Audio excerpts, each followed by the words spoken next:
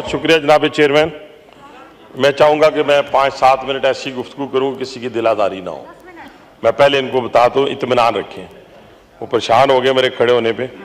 मैं सिर्फ एक गुजारिश, बड़ा एहतराम है लीडर ऑफ द अपोजिशन का, इतनी नफरत अपनी फौज से मुतल्लिक, जिस फौज ने इन्हें इज्जत दी, इनके घर को इज्जत दी, इनका नाम रोशन किया, इस पाकिस्तान नहीं, ये तो फिर देखें ना, फिर अगर आप ऐसी बातें करेंगे तो फिर मैं डाइवर्ट हो जाऊंगा, तो फिर आप डाइवर्ट फिर बर्दाश्त नहीं कर पाएंगे। मैं बहुत अच्छी गुफ्तगू करूंगा।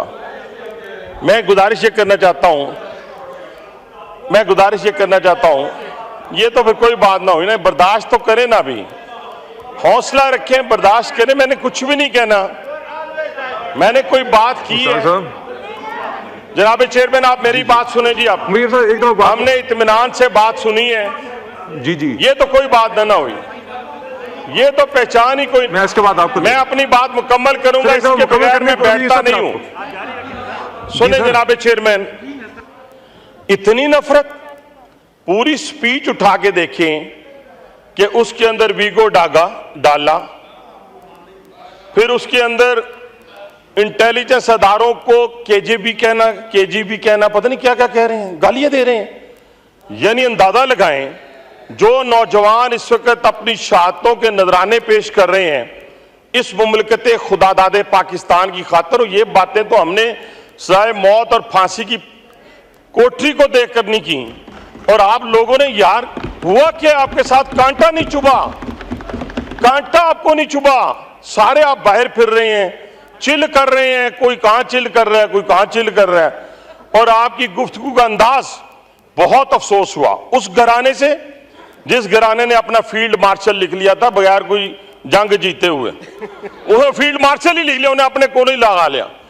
कहने से मुराद ये है कि उनको छोड़ दें, चले, हमें उस पर कोई इतराज नहीं है, लेकिन खुदा का खौफ करें। उसी फौज को ये सारी गुफ्तगू आपकी खुदा के लिए, अगर ये हिंदुस्तान की फौज के खिलाफ होती, ये इजराइल के खिलाफ होती, इजरायली फौज के खिलाफ होती, तो खुदा की कसम इस कलेजे में ठंड पड़ती और हम भी आज क्लैपिंग करते। मैंने समझा शायद हमें कोई ऐसी कहानी सुनाने लगे हैं जो इस मुमलकत खुदादादे पाकिस्तान में पहले सुनाई गई थी। यानी फर्ज किया कि हमने 90 लाख नौकरियां देनी है, पता नहीं 1.5 करोड़ 50 लाख घर बनाने हैं, 1.5 करोड़ नौकरियां देनी है, 90 दिनों में करप्शन का खात्मा करना है, और केपीके के अंदर हमने जनाब वो जो है 350 डैम बनाने हैं, वहां पर हमने दूध की नहरें बहा दी हैं। मैं समझा शायद ऐसा कोई और हम ख्वाब देखने के लिए जनाब उठे हैं। आपने तो सारे का सारा ख्वाब ही जो है वो इस तरफ ले गए हैं कि जिस तरफ इस वक्त दुनिया जो इस वक्त पाकिस्तान के ऊपर हमलावर हो चुकी है, आप तो उनके आलाकार लग रहे हैं। मुझे तो लगता है जो वो अमेरिका से, इजराइल से जो फंडिंग आई है आपको या आ रही है उन लोगों की तरफ से जो वहां पे इजराइल के एजेंट बैठे हुए हैं, तो शायद इसी काम के लिए है कि आपने फोकस एक इंस्टीट्यूशन को करना है। कभी आपको आपके हक में फैसला ना मिले तो आप चीफ जस्टिस के गले पड़ जाते हैं, बेशक वो हाई कोर्ट इस्लामाबाद का हो, चीफ जस्टिस पाकिस्तान का हो। अगर आपको थोड़ी सी तकलीफ पहुंच जाए तो आप कहते हैं जी हमें तो एजेंसियों ने उठा लिया है, हमें तो फलां ने उठा लिया है। वो इस मैदान में जब आती है ना, तो वो कहती है ना कि अपने जरा पांव मजबूत लेके आते हैं और मजबूत पांव के साथ लड़ते हैं, सियासत करते हैं। सियासत में ये नहीं होता हुक्म चलाना, हुक्म चलाने वाला दौर खत्म हो गया है। इसलिए जरा सब्र करें। अभी तो इश्क के इम्तिहान और भी हैं, अभी मिलिट्री कोर्ट भी है। किसने कह दिया कि मिलिट्री कोर्ट नहीं है? अभी तो आप कहते हैं 9 मई की विजुअल्स लेके आए। अंधे हैं जिन्हें पता नहीं चलता कि 9 मई को क्या हुआ था। वो GHQ पे मैं गया था, वो हमजा कैंप मेरे हल्के पे है, मैंने हमलावर हुआ था। वो आपने कोर कमांडर हाउस लाहौर मैंने जलाया था। वो बानिए PTI की वर्दी किसने पहनी थी, किसने उतारी थी? कैसी बातें आप कर रहे हैं कि जी वीडियो लेके हैं? वीडियो कोई अंधे हैं सारे? 25 करोड़ अवाम अंधी है, पूरा मीडिया अंधा है, जज अंधे हैं या फिर कोई और अंधा है? सबको नजर आ रहा है कि आपने हमला किया है प्लानिंग के तहत। आपके खिलाफ वादा माफ गवाह तैयार हो गए हैं, वो वादा माफ गवाह तैयार हुए आपके खिलाफ। इतने बड़े बड़े एविडेंस हैं आपके खिलाफ कि आपका बचना नामुमकिन है। इसलिए आप उसके बचने की तदबीर करें, ना कि रोज आप गालियां निकालें। आगे गालियां निकालने से आपको नुकसान होगा। फायदा नहीं होगा। और ये इतनी कमजोर फौज नहीं है कि आप इसको गालियां देके दबा लेंगे। जो रशिया से नहीं दबे और जो मुल्की दुश्मनों से नहीं दबे वो आपसे दब जाएंगे। आप तो हैं ही कुछ नहीं। आपका तो 1 साल से पड़ा हुआ है, 10 बंदे आपके पास आते नहीं है।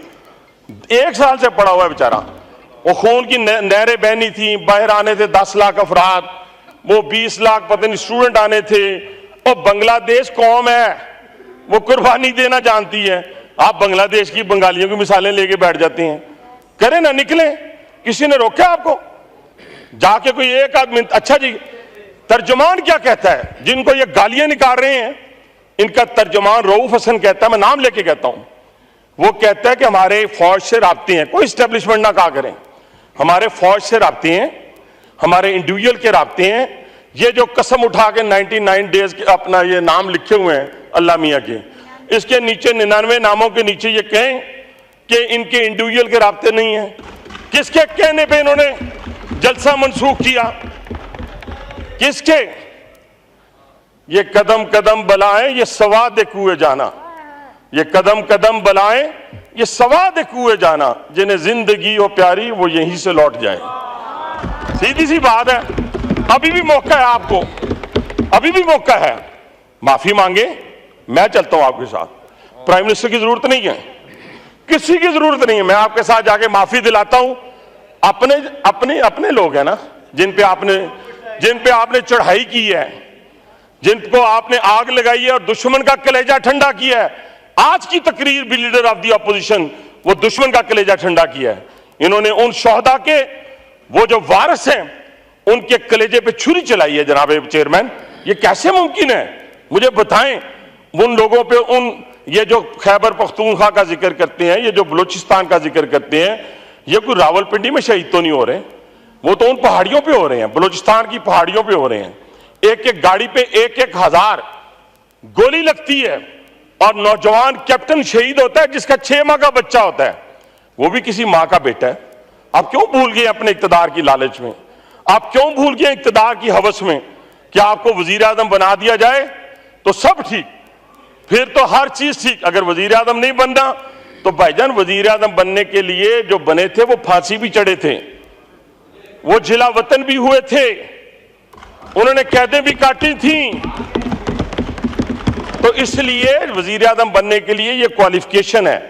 आप जरा थोड़ा सा सब्र करें, आपकी रात लंबी है, बाकी तो अल्लाह जानता है, मैं अल्लाह मियां की बातें तो नहीं आपको बता सकता, लेकिन आपकी रात लंबी है।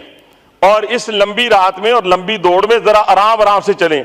मैं तो हर वक्त लीडर ऑफ द अपोजिशन का सांस फूला हुआ देखता हूं, इतना सांस फूला हुआ होता है। और मेरे साथ रहे हैं माशाल्लाह, मियां नवाज शरीफ साहब के हक में इन्होंने इतने जोरदार नारे मारे हैं कि शायद पाकिस्तान की तारीख में मैंने भी नहीं मारे, मैंने नहीं मारे, आज की डेट तक नहीं मारे। ठीक है जी।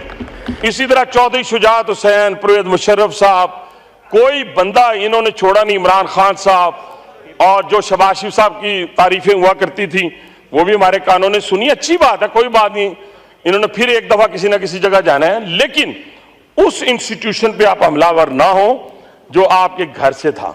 मैं आपसे सिर्फ यही रिक्वेस्ट करता हूं कि उनको कहते हैं ना, मैं फिर सुना देता हूं कि जब तक न जले दीप, सुन लें, जब तक न जले दीप शहीदों के लहू से, कहते हैं कि जन्नत में चरागा नहीं होता। ठीक है, जन्नत भी लेनी है तो उन्हें सहारा लेके लभेगी। तो मेरी गुजारिश आखिर में जनाब चेयरमैन यही है कि हम अपनी कमी कोताहियां जो हैं उनको कम से कम हम इंस्टीट्यूशन पर हमलावर होकर ना दूर करने की कोशिश करें। ले सजाएं भी लेना। अगर मैं फर्ज किया एक मिसाल देता हूं जी, आखिरी बानी पीटीआई को सजा हो जाती है मिलिट्री कोर्ट से, वैसे मैं एक मिसाल दे रहा हूं, मुझे नहीं पता अगर उन्हें 14 साल सजा हो जाती है, 25 साल कैद हो जाती है तो क्या करेंगे आप? मुल्क को आग लगा देंगे? नहीं लगती आग, कैसे लगेगी? नहीं लगेगी। इसलिए लोगों के सामने वो पूरे मंजर होंगे 9 मई के, जिसमें रेडियो पाकिस्तान को आग लगाई गई थी, जिसमें उस जहाज को आग लगाई गई थी जिसने हिंदुस्तान पर हमलावर हुआ था, जिसने 8 जहाज जो है वो गिरा दिए थे, एक जहाज ने उसको जाके इन्होंने आग लगा दी, तोड़ दिया। तो जनाब चेयरमैन, मैं फिर आपसे गुजारिश करूंगा कि हमें एहतियात करनी चाहिए। अदलिया पर हम हमलावर उस वक्त हो जाते हैं, कभी इनको कई जजों की जो है उम्रें कम कर दें तो फिर अच्छी लगती हैं, ज़्यादा कर दें बुरी लगती हैं। और गुड टू सी वाले जज चाहिए इनको, और इनको मर्सिडीज गाड़ी देने वाले जज चाहिए, और बुलाकर इनको सादक और अमीन कहलाने वाले जज चाहिए। वो ऐसे जज काफ़ी हद तक ख़त्म हो गए हैं, बाकी जो रह गए वो भी इंशाल्लाह ख़त्म हो जाएंगे। तो मेरी आपसे गुजारिश आखिर में बस यही है कि हमें एहतियात करनी चाहिए और बड़ी एहतियात से काम लें। अगर गुस्सा मजीद आए तो मुझे कोई इतराज़ नहीं है, उस पर कैरी ऑन रखें, keep it up. Thank you very much.